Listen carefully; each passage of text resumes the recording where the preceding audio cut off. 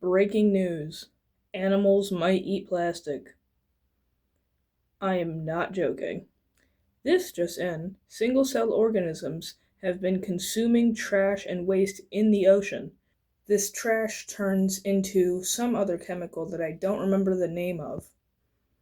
This doesn't happen quickly and can take much time for results to show.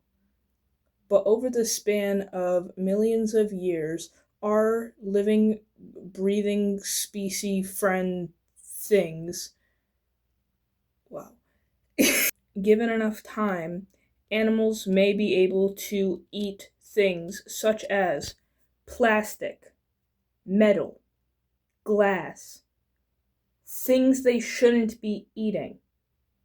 Red 40. This is an interesting topic. If you would like to learn more about it, I suggest watching a different video because I don't know what I'm talking about. I just saw it on YouTube Shorts.